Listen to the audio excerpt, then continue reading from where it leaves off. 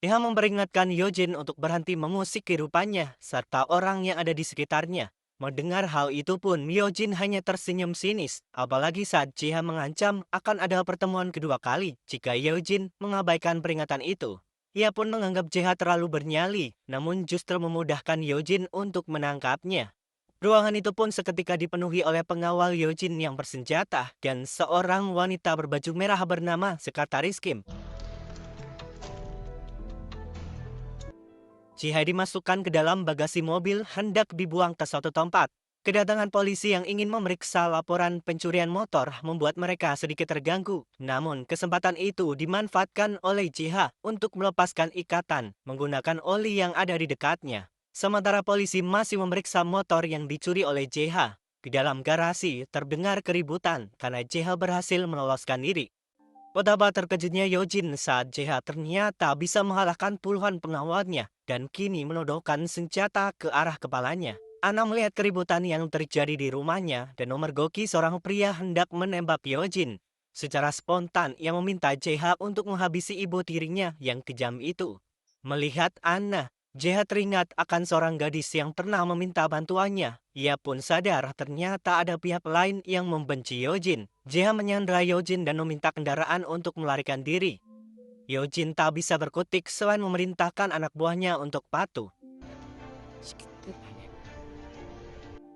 Sejun yang sedang dalam perjalanan mendapatkan kabar jika istrinya dalam bahaya. Alih-alih segera pulang, ia justru meminta Ketua Jo untuk menepikan mobil.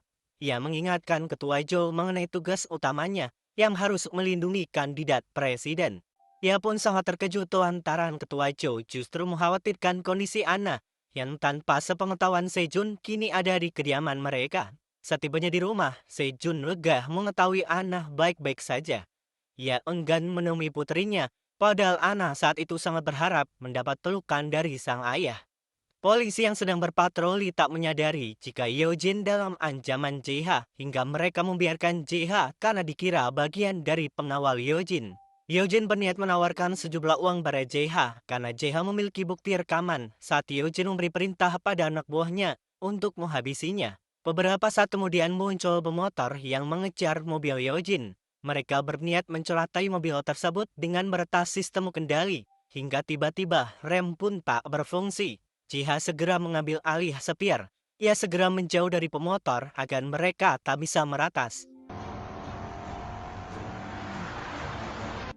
Melihat kejadian itu, Sekretaris Kim yang sedang membuntuti mobil Yojin dibuat panik karena ternyata ada seseorang yang ingin mengincar atasannya. Sementara pengemudi motor tewas terlindas mobil yang ditumpangi oleh Sekretaris Kim. Sempat mobilnya terguling beberapa kali membuat Yojin tak sadarkan diri. Sementara JH bisa keluar dari dalam mobil meskipun ia mengalami luka yang cukup parah.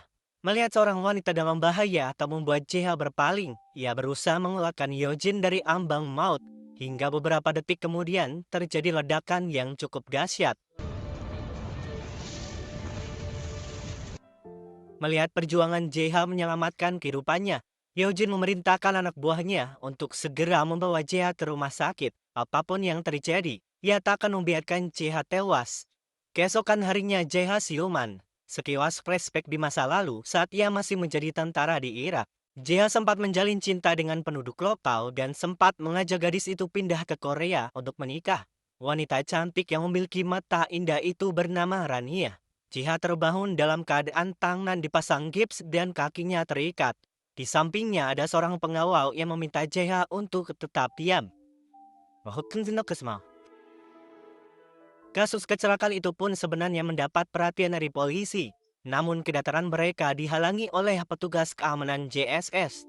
Polisi pun tak bisa berkutik lantaran CEO perusahaan tersebut adalah mantan komandan polisi. Banyak sumber berita yang mengulas kecelakaan tersebut sebagai peristiwa teror terhadap keluarga calon presiden. Sehingga hal itu pun perlu diselidiki lebih lanjut untuk menangkap pelakunya. Seorang reporter bahkan menggiring opini jika semua itu didalangi oleh pesaing Sejun bernama Pak Kwon-so.